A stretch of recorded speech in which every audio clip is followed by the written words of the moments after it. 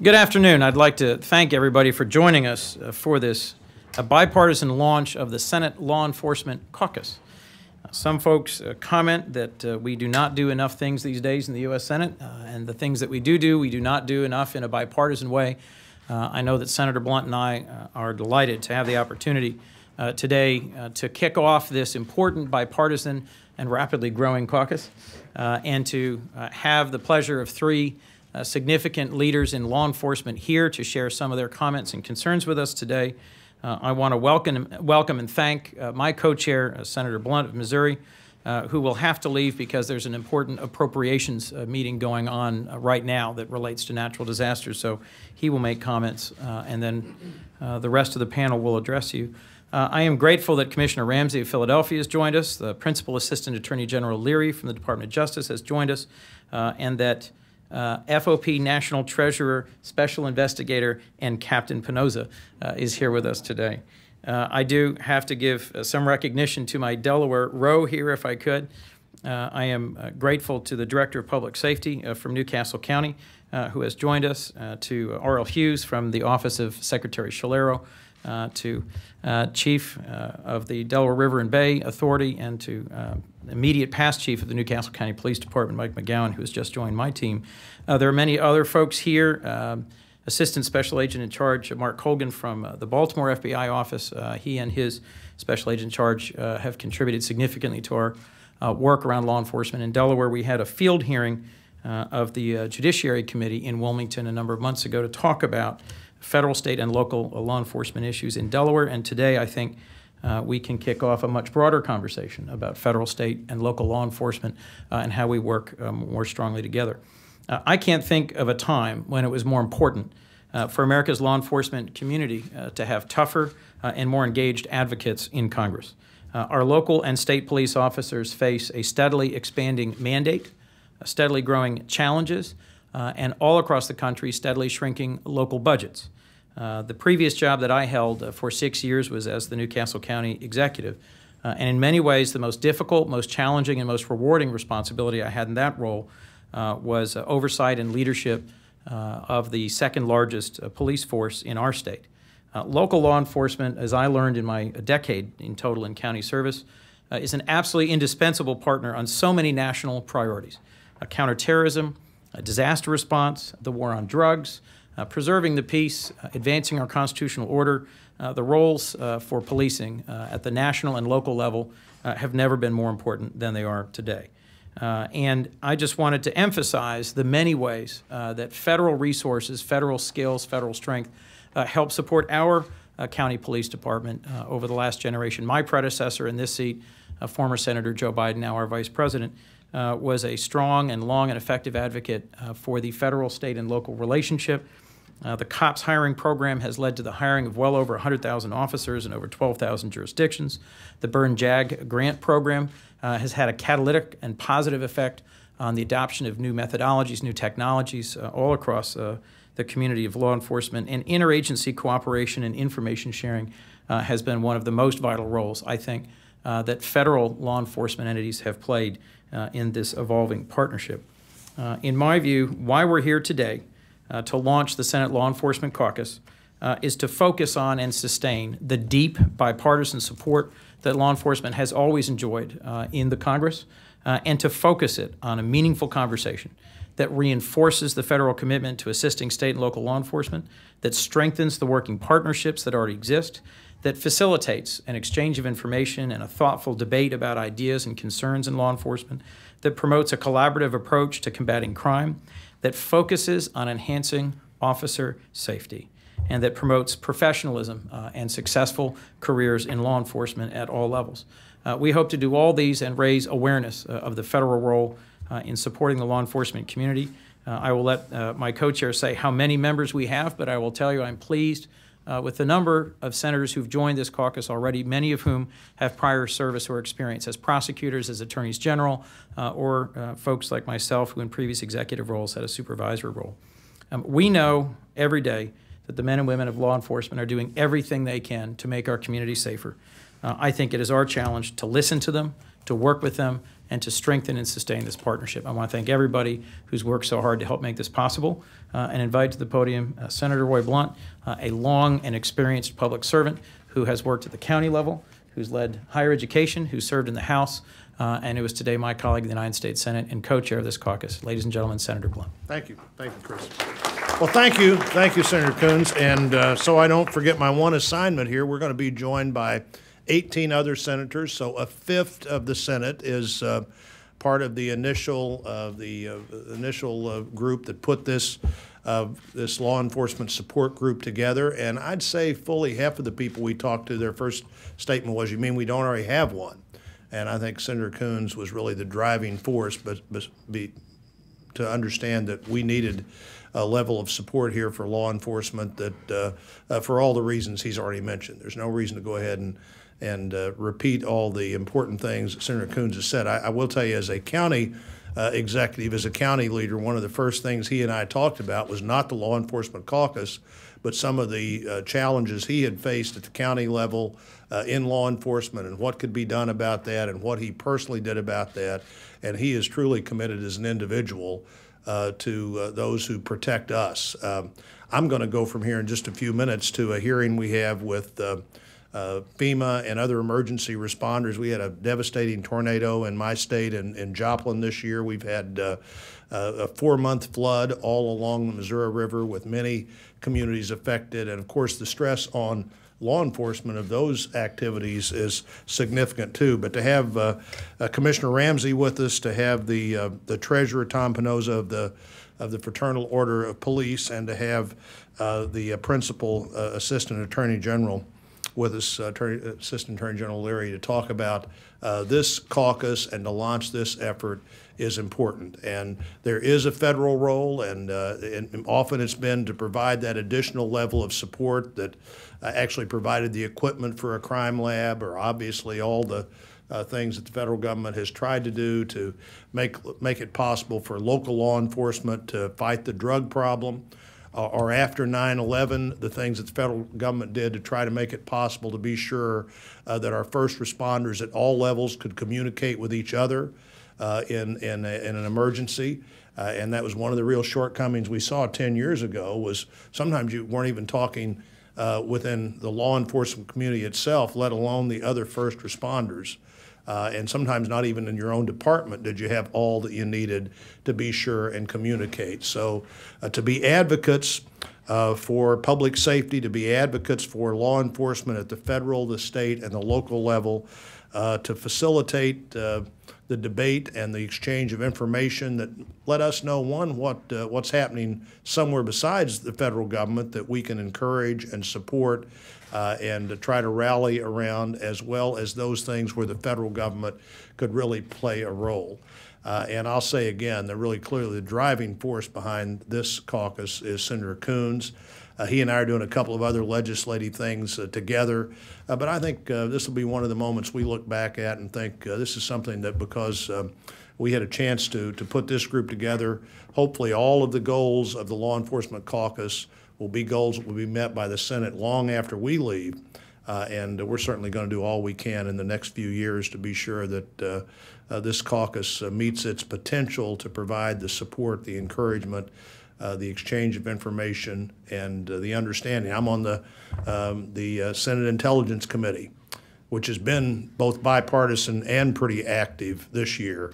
And as Commissioner Ramsey knows particularly, and the Justice Department knows, more of our conversations than you would think involve constant contact, particularly in our major urban areas, with local law enforcement officials who've had to reach a level of detail and concern on these issues that a decade ago we wouldn't have thought would have been part of local policing, but it certainly has become that. And so, Senator Coons, I'm glad to join you. It's a great turnout today. Pretty significant Delaware turnout, it looks like to me too. But my defense is that Missouri is further away than Delaware. But I'm honored to work with your senator on this. If you're here from Delaware, if you're here from the law enforcement community generally, and representing law enforcement all over the country, we hope to do some of that job along with you right here in Washington, D.C. So thank you.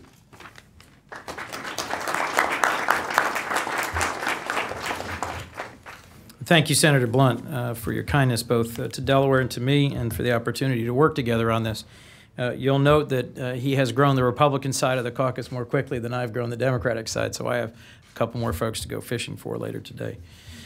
We've got an amazing panel here who will speak, and this, in our view, really is going to be the substance of the work of the caucus, is to invite and convene folks from federal offices, from state and local law enforcement, not just from Delaware, although I'm grateful for the folks who've come from Delaware, but from all over the country, to hear from, speak with, and participate in dialogue with people who represent agencies and entities and leadership in the national law enforcement community.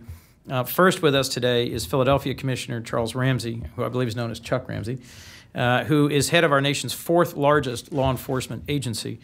He is also a real leader in two different national law enforcement organizations. He's president of the Police Executive Research Forum, or PERF, as well as the Major Cities Chief Police Association. And during his service as Philadelphia Commissioner, Philadelphia has seen a 14% reduction in violent crime, a 22% reduction in homicides, and a 70% clearance rate in homicides. Prior to assuming his current role in Philadelphia, Commissioner Ramsey was Chief of Police of Washington, D.C., which saw a 40% decrease in crime during his term of service. And before we turn to you, Commissioner, I just wanted to extend personal thanks on behalf of all of us in Newcastle County for the greatly appreciated assistance of your department during memorial services for Newcastle County Police Lieutenant Joe Zerba, who recently died, was murdered in the line of duty, and your agency was particularly helpful, I understand, in providing assistance to us in this particularly difficult moment. So we know your agency has also suffered a number of line-of-duty deaths just in the last few years. And so I look forward to your comments today, and I'm grateful for your making time in your busy schedule for us. Thank you.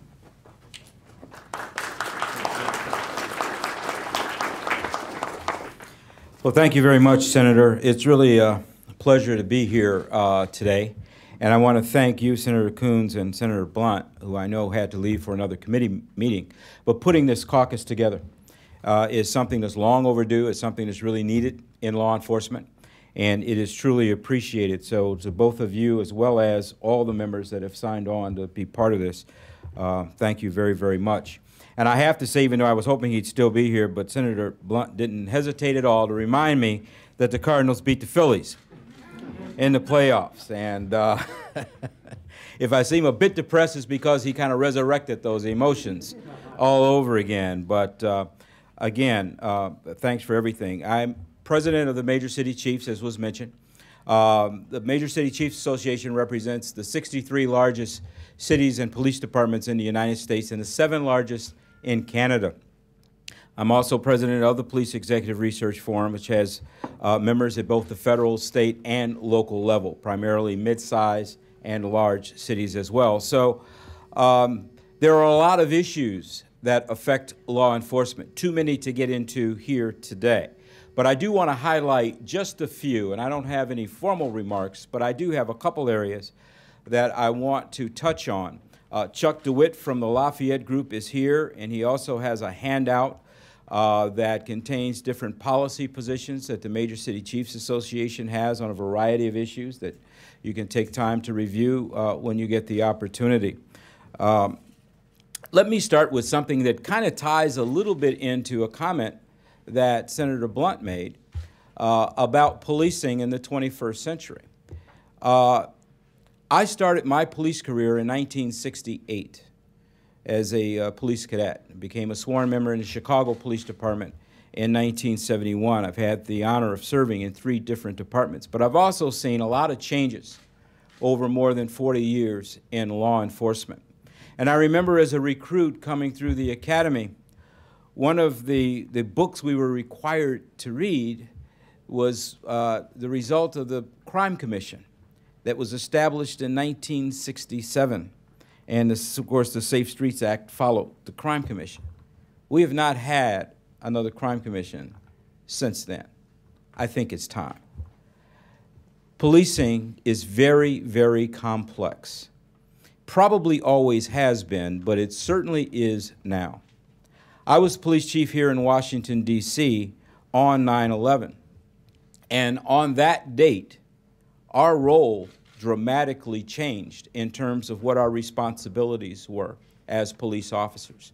Now, here in Washington, D.C., unlike other cities, you have constant contact with federal agencies simply because it's Washington and the president and heads of state, members of Congress. I mean, all these things are going on in this city. So obviously, what you do as a local department is quite different from what you might do in other cities.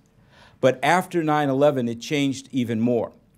I mean, I was aware of terrorism. We had the Joint Terrorism Task Force, but I honestly did not see that as one of my main responsibilities as a local police chief. All that changed after 9/11. I didn't even have a clearance on 9/11, even though I had been in Washington since 1998. It was in process. I'm not complaining about it. I never pushed to try to get it. Didn't really think I needed it because I was very comfortable and we had a great relationship with the federal agencies, FBI, Secret Service, and the like, that if there was anything that came up that involved Washington, D.C., I'd get a phone call. I was very, very comfortable with that. But after 9/11, again, all that changed. And there was a need for me to know more about investigations as they relate to terrorism activities. It was a need for me to invest resources in that area. I think I had 2 people assigned to the Joint Terrorism Task Force on 9/11, and within a week I had more than 10 that were assigned to the Joint Terrorism Task Force. So our role has changed. We didn't talk at all about cybercrime or anything related to cybercrime. I mean, when I came on the job, if you had a computer in the department, you were lucky. I mean, everything was paper-driven. Now that's a huge part of what we have to do as police agencies in terms of investigations. So it's complex, and we need to put together a group of researchers, academics, police professionals to sit down and talk about the challenges of policing in the 21st century. And you, sir, can help us do that. I think it's time. And I think that it puts us in a better position to help us secure our cities and ultimately our nation if we're able to put something like that together. Another area, of course, is funding. All of us have been hit hard with the current economic crisis. Certainly Philadelphia has. I don't think there are very many cities at all that cannot say that they've not felt the pressure in some manner, shape, or form at the local level. It's resulted in my not being able to hire a police class for about 2 years now. Now, at our rate of attrition, that puts us in a pretty serious hole. I'm more than 200 sworn members short right now. I'm short on my civilian staff. When you think about officers unavailable for duty due to sickness or injury or things of that nature, I basically start each day in Philadelphia down about 600 police officers out of a force of 6,700, almost 10%. You can't be effective when you're constantly in a position where your staffing levels have dropped dangerously low. We need support, we need help. Budgets have been cut at the local level. Budgets are also being cut in terms of grants that are being made available by the federal government. We need to look at that. Now, I understand we need to save. I understand we need to tighten our belts. But we need to work together to determine where those cuts need to be and what is critical to be funded. We went on a path after 9/11 through the Department of Homeland Security and funds that were made available to create fusion centers and develop all kinds of technology to help us in the war on terror and ultimately the war on crime, because these fusion centers have basically been all crimes type of, all hazards rather, fusion centers. But now they need support. They need continual support. It's not that you can build them and then forget about them. I mean, technology is changing so rapidly, we have to constantly upgrade. We have to constantly train. So we need to take all those things in consideration.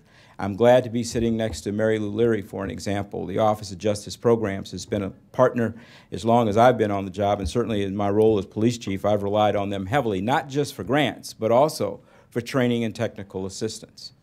So when we think about the COPS office, we think about burn grants, we think about all these different ways in which revenue comes to us to be put to use to make our community safer. Again, I understand that we need cuts, but I do appreciate the Senate Appropriations Committee not just totally eliminating the COPS office.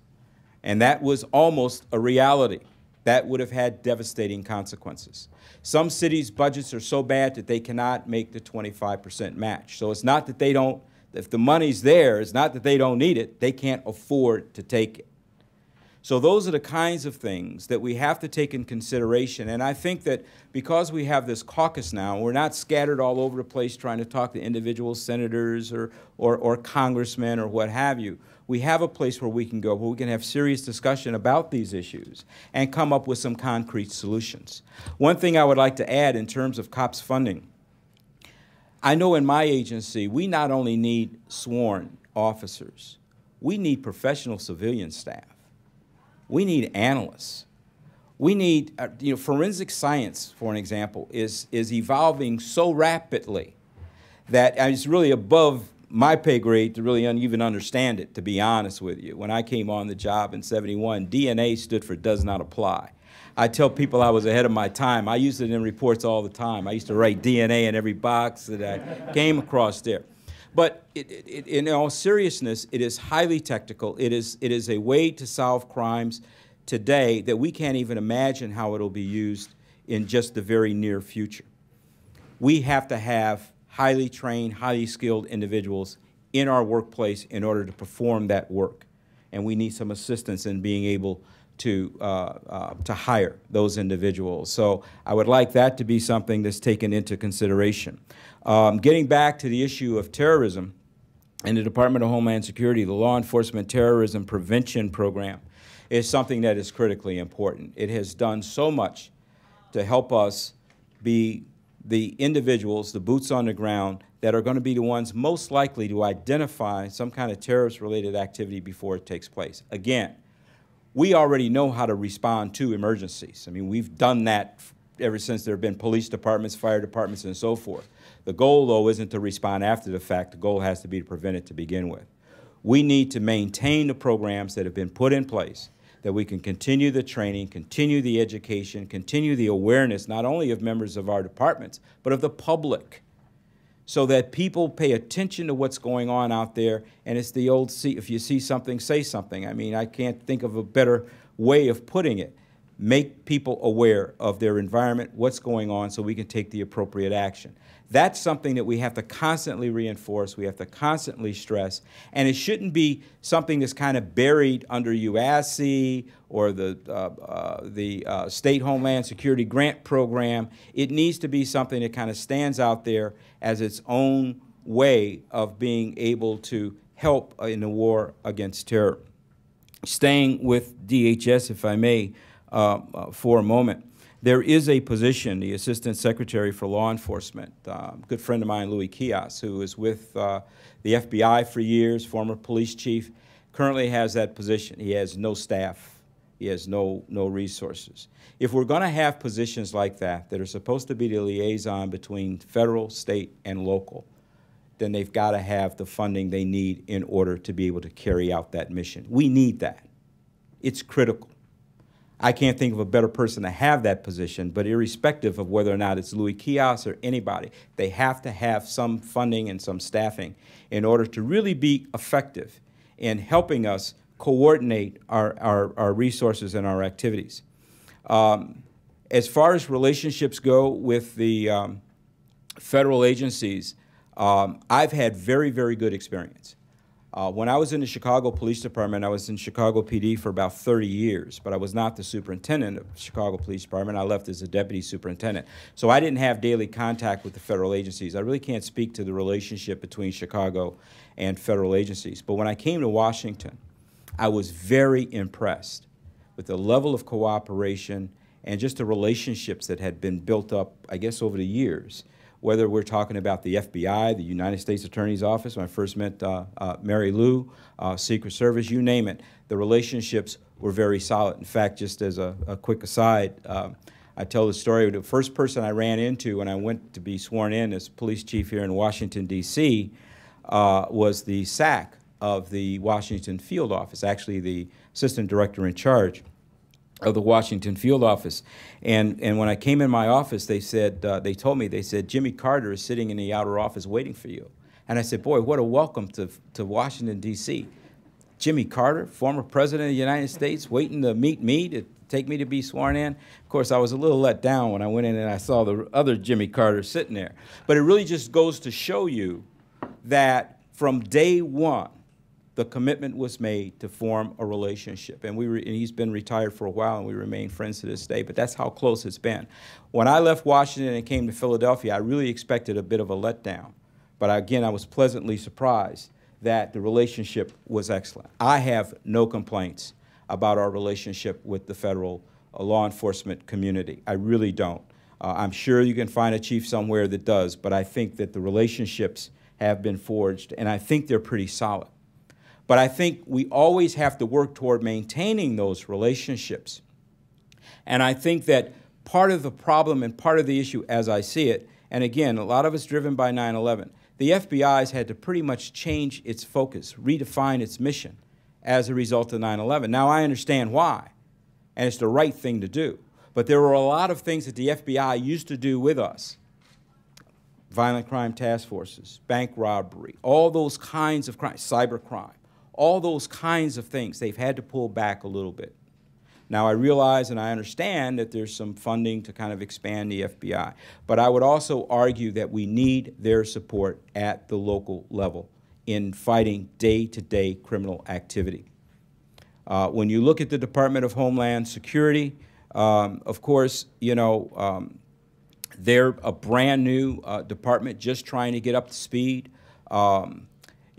Not quite as solid as what I've experienced with the FBI, but they've made tremendous progress in a relatively short period of time. And they've reached out to us and asked us to help. I mean, we believe that immigration reform, real immigration reform, is critical. DHS has reached out. I was part of a task force as president of PERF to take a look at secure communities and make recommendations about how that program moves forward. That was a solid step in the right direction. So again, DHS, I think, is making some tremendous strides in a lot of different areas. Let me just end with one thing that I think is probably the main issue that faces us now, or challenge, and that is this whole issue of interoperable radio communications, or the D block, that radio spectrum in the 700 megahertz range. And there's still some debate over whether or not that ought to be turned over to public safety, or whether or not that should be auctioned off, or in all or in part. The major city chiefs and the Police Executive Research Forum do not want to see any part of the D block auctioned off. We need it for public safety. We need funding to build out the infrastructure for the D block. We cannot compromise on that. We have to stand fast on our desire to have the D block. On 9/11, the D.C. Fire Department was operating on 800 megahertz, the D.C. Police Department on 460. We could not communicate. They had a similar problem in New York City, where the Fire Department, Police Department could not communicate. When agencies started coming in to help, whether it was in Virginia at the Pentagon or whether it was New York City, after the World Trade Center collapsed, communications was almost impossible. 10 years later, we're having the same discussion. It's actually embarrassing that we're having this discussion 10 years after the fact. We need that radio spectrum. And I know there are those that would argue that, well, you know, if we privatize it, you guys get priority, you guys are this, that, and the other. Every time we've had a major incident, what's the first thing that's failed? Cell phones and communications carried by the regular providers. We cannot afford to have that happen. And this isn't just about voice communication. Data, video. I mean, there are so many different things that we need to have the capacity to do that we simply can't do it now, because we cannot communicate in a way that reflects the demands of the 21st century policing. Not just police, but fire, emergency management, and other agencies that are going to have to come to our assistance. I often tell people that when the construction workers were removing debris from the Trade Center, they weren't just removing debris, they were moving evidence. That was a crime scene. On top of everything else, what it was an enormous crime scene. So we need to be able to communicate with a variety of responders, not necessarily knowing if it's a traditional responder, like fire or police, or if it's others. But we need to have the radio spectrum. And radio spectrum, in my limited understanding, because I'm not a a techie or anything like that, but I know this. You just can't make more of it. It's a limited amount. So it's not like next time we get a block, don't worry about it, it's yours. Doesn't work that way. We need the D block, and we need the D block as soon as possible, and we want to sit down and work with whomever to see to it that that can happen and make it available so we, again, can fulfill our role in keeping our community safe. So thanks again, Senator. I mean, there are other issues, numerous issues, concealed carry, national concealed carry, which I guarantee that's overwhelmingly supported in the House, and it's going to probably come to the Senate. And I can guarantee you that we will be standing as major city chiefs in Perth fighting that tooth and nail, trying to keep that from being passed. But that's a different argument for a different day. But we do have a lot of issues. Again, Chuck has a lot of that information in that packet, and I'll be glad to come and talk in more detail about anything that you would like in the future. So thanks again for everything, sir.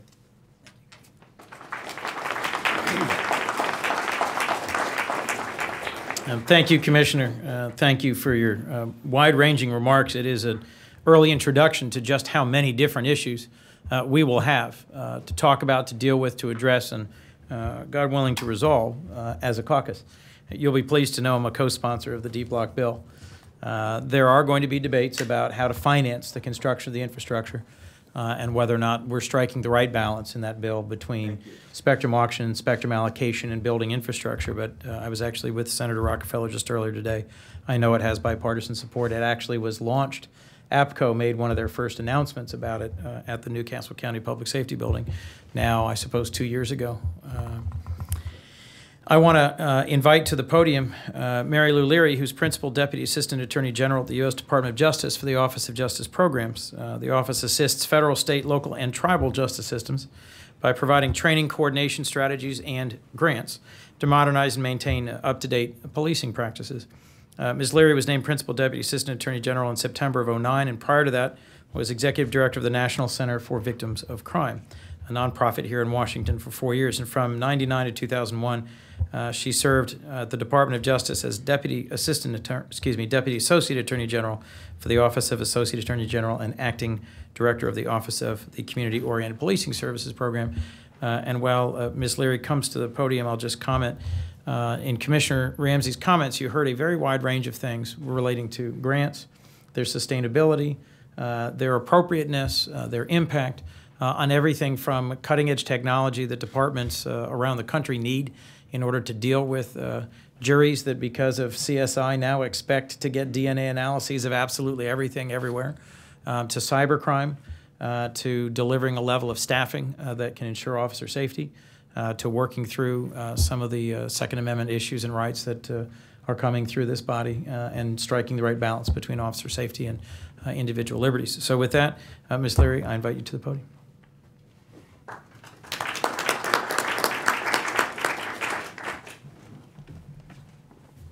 Thank you so much. It's really a pleasure to be here, and I want to commend you and Senator Blunt for your efforts in establishing this caucus. I think it was Chuck who said it's about time. It's so important. I just cannot stress enough how critical it is for federal government to support the work of state and local and federal law enforcement, and to encourage the partnership and to encourage the joint efforts. And law enforcement needs the support on the Hill if they're going to do their job. Law enforcement keeps your constituents safe. Without them, we'd all be in pretty serious trouble. So I think this is a great effort, and we stand ready at the Office of Justice Programs to help, to consult in any way whatsoever. We'd be delighted to do that. Pleasure to share the stage with my old friend, Chuck Ramsey, and he is so right about the importance of the relationships among the various levels of law enforcement. I started off with local law enforcement working as an assistant DA in Massachusetts, and where I worked with state troopers and local law enforcement from a lot of small towns in Massachusetts. And then I came to D.C., where I served as an assistant U.S. attorney and later the U.S. attorney.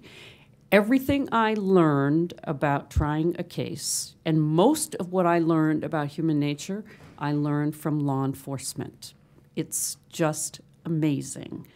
They not only keep the streets safe, but they really and truly understand human nature in a way that is really important for all of us and makes them much more effective at their jobs. So I learned everything I knew from them.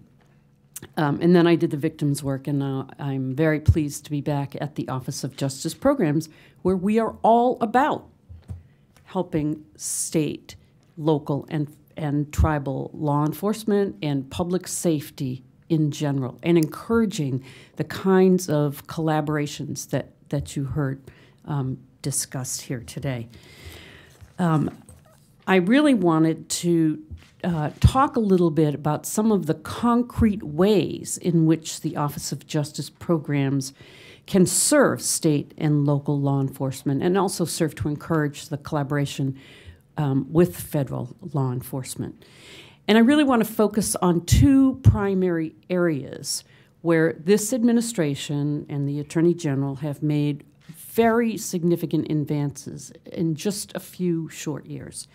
Number one, improving officer safety. And you heard some reference to that in comments about how many officers have died in the line of duty on Chuck's force in the last few years.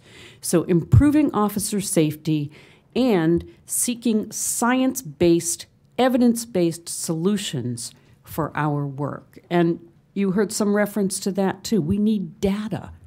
We need information sharing. We need research.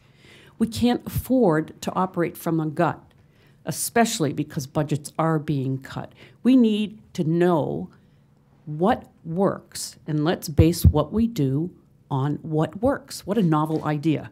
But that's a big part of our mission at the Office of Justice Programs, is to disseminate the evidence about what works in public safety. So you may know that there are 6 component agencies within the Office of Justice Programs. It's kind of an umbrella. And Lori Robinson is the Assistant Attorney General who heads that up. She's been a champion of state and local law enforcement her entire career and has just done wonders for the field and is very supportive of the establishment of this caucus. The components of OJP are really the primary movers in supporting our mission to help state and local law enforcement. Perhaps the one that your constituents will know best is the Bureau of Justice Assistance, better known as BJA, and that's where the Burn Justice Grant Assistance Program, it's more informally known as JAG, is administered. That's the leading source of federal money for local jurisdictions and state jurisdictions. It provides states and tribes and local governments with so much critical funding to support a whole range of programs that impact law enforcement, courts, corrections, the whole gamut of the criminal justice system. BJA is also the primary mover in the new Law Enforcement Safety Initiative that was launched by Attorney General Holder in March of this year. I'll never forget going to a meeting that he had. It was kind of a listening session that the Attorney General had with chiefs from various cities around the country, talking about what is happening to the officers on our streets. I can't believe what I'm reading in the papers about how many officers are dying in the line of duty. It was really appalling. 2010 was one of the deadliest years on record for law enforcement. For 2 decades, it set the record. A total of 162 federal, state, and local law enforcement died protecting us. They died in the line of duty during 2010. This is a 40% increase over the 117 officer fatalities in 2009. That marks a 50-year low. The Attorney General was absolutely appalled.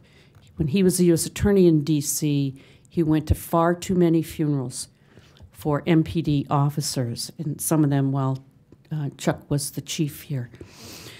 So he brought these chiefs together to talk to them about what can we do at the Department of Justice to help improve officer safety at the local level.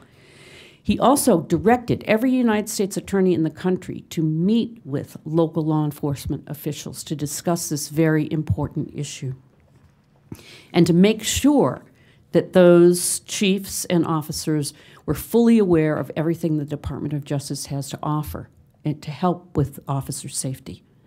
So the main programs and offerings include the signature effort called VALOR, which is preventing violence against law enforcement and ensuring officer resilience and survivability.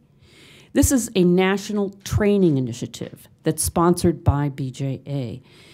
They've also established a new officer safety website on the secure servers of the Regional Information Sharing Systems. You all know that as RIS. And that's basically a one-stop shop for law enforcement to access all types of officer safety-related information. What is the VALOR training about? A lot of that training is about how police officers can keep themselves safe, what kinds of things to be alert to, what signs should you be watching for, that kind of basic nuts and bolts training that anybody who works in law enforcement really needs to be fully informed about. We also have something called the Risk-Safe Officer Deconfliction System. BJA established this so that we could share on a 24/7 basis information about planned law enforcement events. And this is shared in a secure way, so it's only available for law enforcement. But one community law enforcement officers will know about what's happening with others by way of surveillance, law enforcement operations, warrant service actions, and so on. You've all seen those TV shows, you've read those articles about the tragic deaths of officers when things get confused and police come on the scene. They don't realize that it's another department that's actually executing a warrant or carrying out some kind of an operation. What a tragic, tragic waste.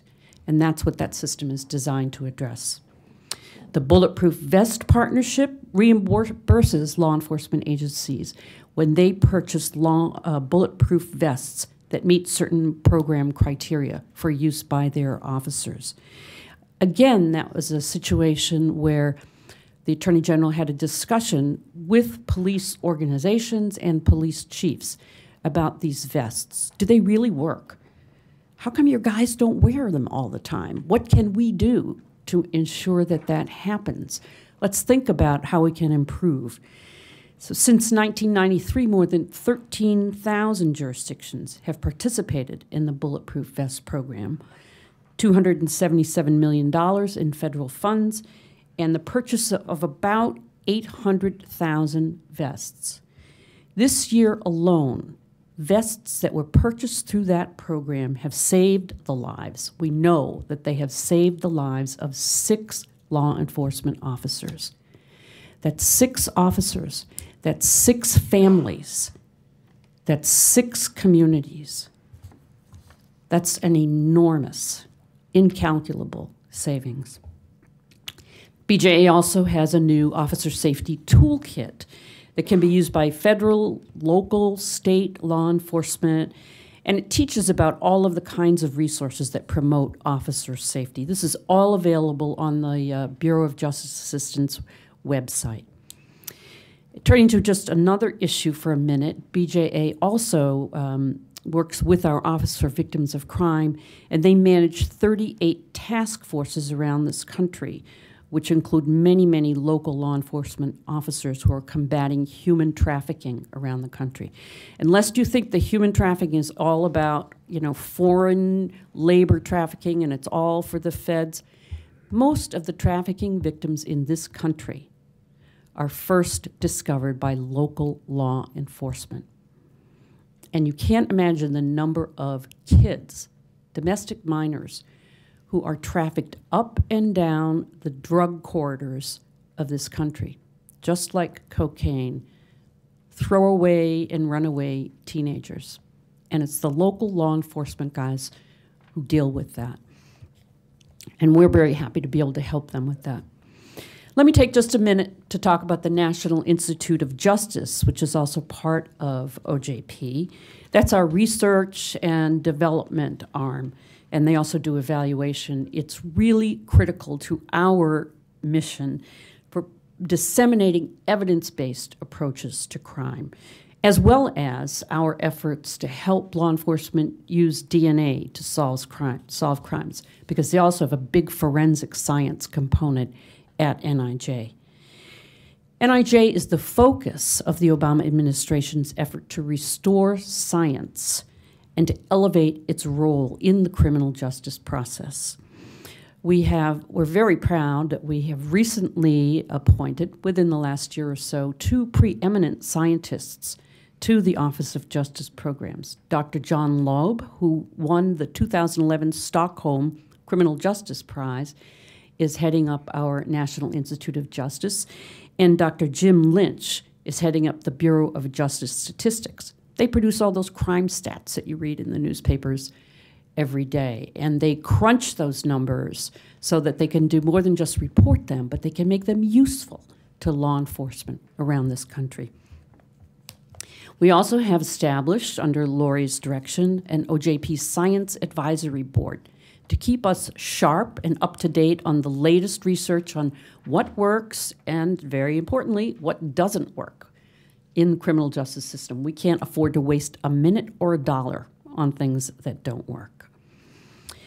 So, and I want to emphasize to you that there's a tremendous collaboration now between the science and research and the program entities at the Office of Justice Programs, who are always preaching to state and local law enforcement, base what you do on what you know, look at the research, look at the science. We need to do the same thing ourselves in our own programming.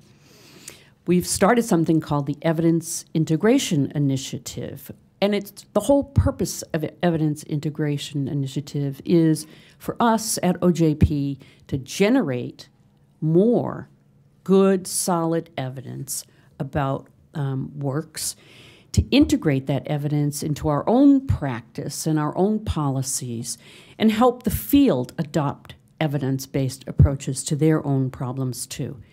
And I think one of our major responsibilities from the Fed's perspective is translating evidence into something that is useful, digestible, and easy for practitioners to access.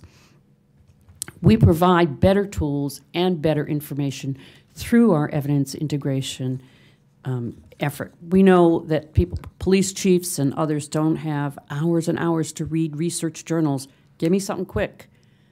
Give me a resource. And then when I have time, I'll read more. I'll read the studies behind it. But I need to know what's worked for this kind of problem. Where did it work? Why did it work? How can I avoid the pitfalls? So recent, very practical demonstration of that is the launch of our new website called crimesolutions.gov.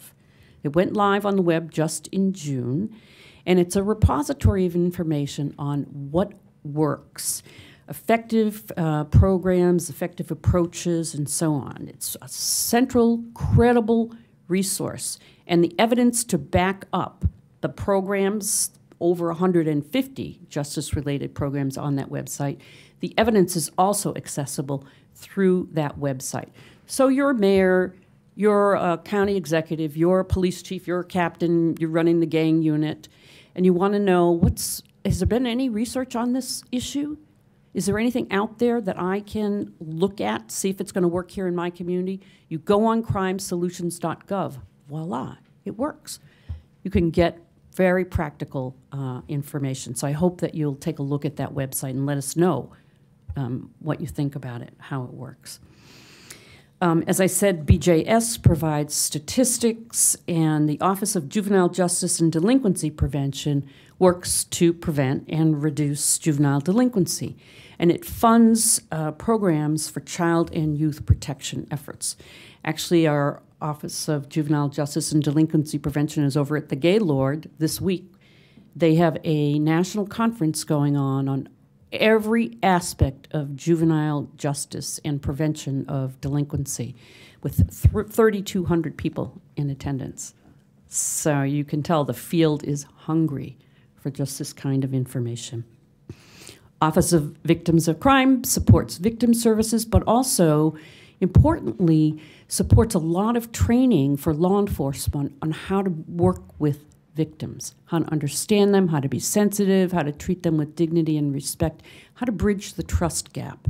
And a lot of police departments have been taking full advantage of what the Office of Victims of Crime has to offer. They've done a lot of work with IACP too.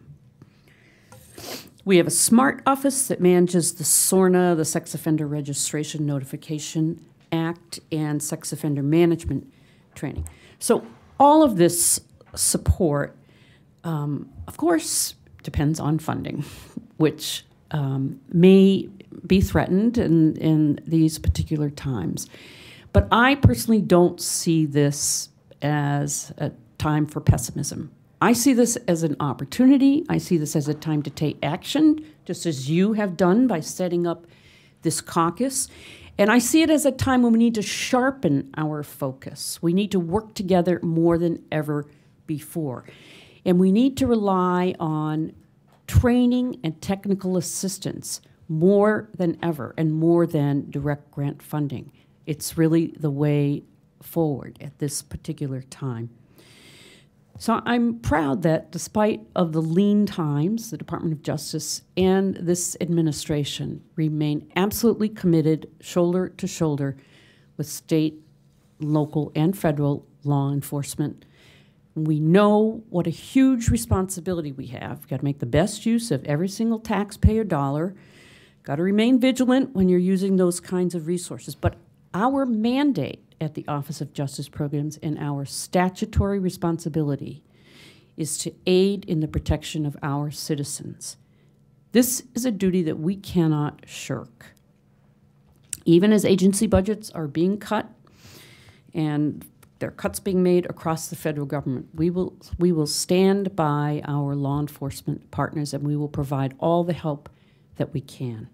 So thank you again. I really appreciate the opportunity to talk to you a bit about what we have to offer in support of this effort, and whatever else you might need, just call on us. So thanks. Thank you, Mary Lou. From crimesolutions.gov to how to manage sex offender registries, from cutting-edge technical solutions to some good old-fashioned basic training in officer safety and how to ensure as many as possible of our police officers return home safely every day. That was a wide-ranging comments on the very real assistance that Office of Justice Programs provides for law enforcement all over our country. Our last speaker today is Tom Pinoza, who is here in his role as treasurer of the National Fraternal Order of Police. The Fraternal Order of Police is one of our nation's strongest and most effective advocates for the concerns and interests of the tens of thousands of law enforcement officers who protect us at every level. Tom has been an active police officer and member of the FOP for 38 years. He's a retired captain of the Newark, Delaware, that's Newark, not Newark, Newark, Delaware Police Department, where he served 22 years. In the last 17, he's been special investigator with the Office of Delaware State's Attorney General Beau Biden with his office, where his primary role is to investigate white-collar crime. He's a graduate of the FBI National Academy, and I'm grateful you were able to step in for President Canterbury, who was called away to help another Delawarean today. With that, Treasurer Pinoza.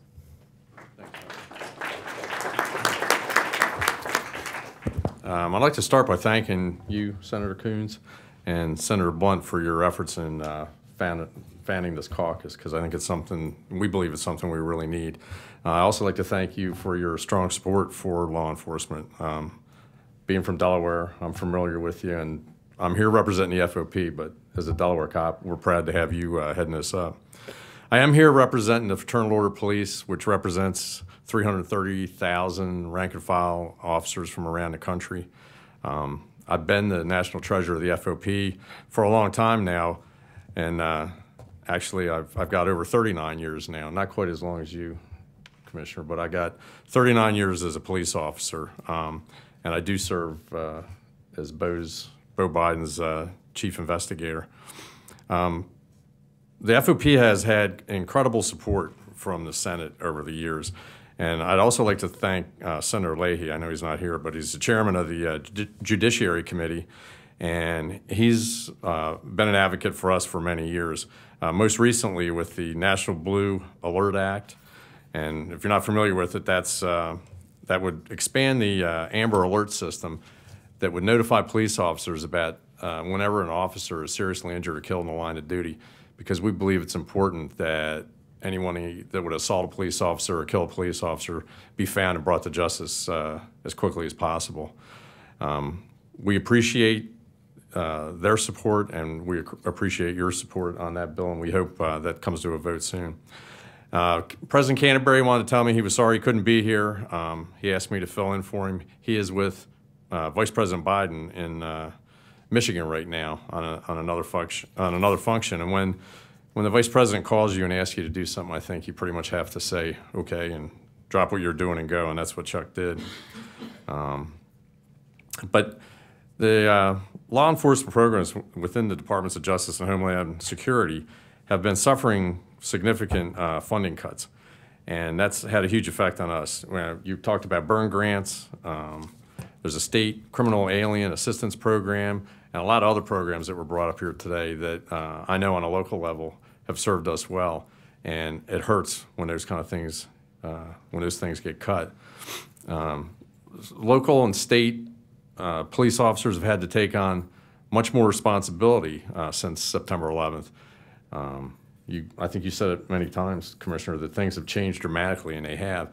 And a lot of state and locals can't really finance that burden, and it's been hard on them. So it's the support of the grants from the DOJ and the DHS that have allowed our communities to respond to those threats of terrorism and to do the things that we've been able to do.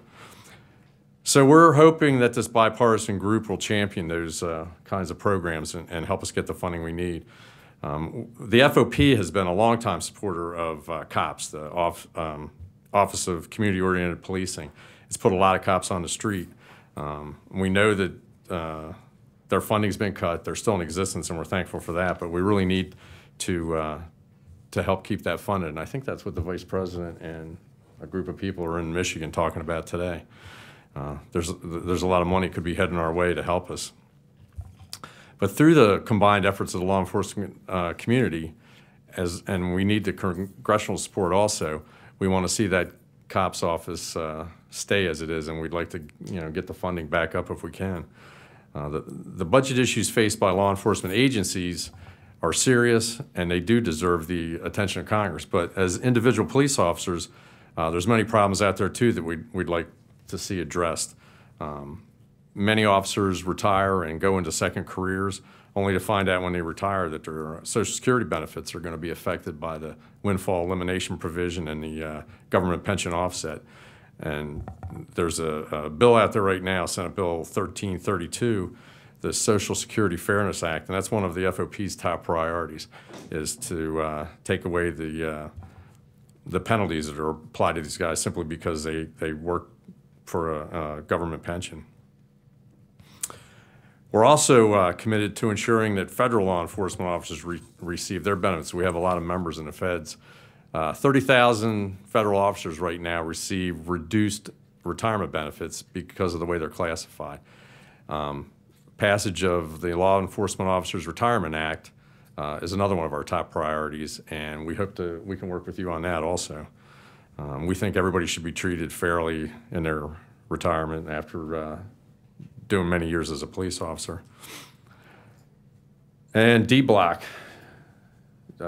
we agree that the D block should go to public safety. We've been involved in that fight for a long time now, and we're proud to be a part of it.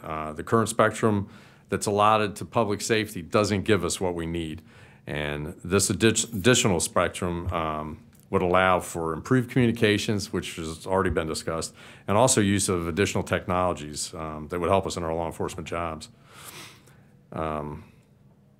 The FOP believes that the reallocation of the D block is in the best interest of law enforcement. It's the best interest of public safety, and that makes it in the best interest of the citizens of this country. And we'd also like to comment on Senator Webb's National Criminal Justice Commission Act, which would provide the first comprehensive review of the criminal justice system since back in the 60s. And we think that, we also agree that's long overdue, and that's something that needs to be done. So Senator Coons, I'd like to thank you. I'd like to thank Senator Blunt if he was here, but we want to thank you for your support and for everything you're doing for us, and we look forward to working with you in the future on these issues.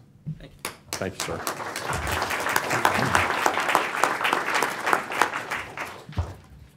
Thank you, Tom, and thank you for the FOP and your support and your contribution here today, and the contribution your members make each and every day. I think you get from this initial session of the Law Enforcement Caucus a sense of the breadth of the issues that it will be tackling, the range of perspectives, input, and concerns before us, the range of legislation currently before the Congress, and the range of challenges that we're going to face at a time of record deficits and a record national debt, when virtually every area of federal endeavor is being closely examined. I think law enforcement, more than ever, needs a strong voice, needs an organized and bipartisan caucus in the Senate to match the Law Enforcement Caucus in the House, and to be a convening body that gives these voices and others a strong opportunity to be heard on the Hill. A closing comment on the D block issue. I happened to be the senator presiding on the day of the earthquake, as some of you may remember. I was literally making my way from Union Station up to the Capitol when the earthquake hit. And within 5 seconds, the first thing that went out was all cell phones. So I agree with the points several of you made, that it is amazing to me that a decade later we do not have interoperable communication systems on a bandwidth that has strong penetration and propagation capabilities and is public safety dedicated. And I think D-Block offers that. And if we can work with you to square the circle on the financing and the construction of the infrastructure, I think that's one of several things many of us will agree is important for law enforcement. I believe I wanted to make sure I thanked the folks on my team, Ted Schroeder, Brian Horsey, Ian Koski, former Chief Mike McGowan, who've helped pull this together and organize this today, the folks in Senator Blunt's office as well. And I look forward to growing this caucus fairly rapidly. Do I have a few moments for some questions? Ian? Okay. If there's anybody here who's got a question, would like to make a comment, raise an issue or concern, I know we've got staff and representatives from many different offices and backgrounds. I'm happy to take questions if anyone's got them, or if anyone's got a comment, constructive criticism, or concern. Seeing none, thank you very much for joining me and Senator Blunt and our distinguished panel at the launch of the Law Enforcement Caucus. I look forward to having you with us at our next meeting. Thank you. Thank you so much. We'll work with you.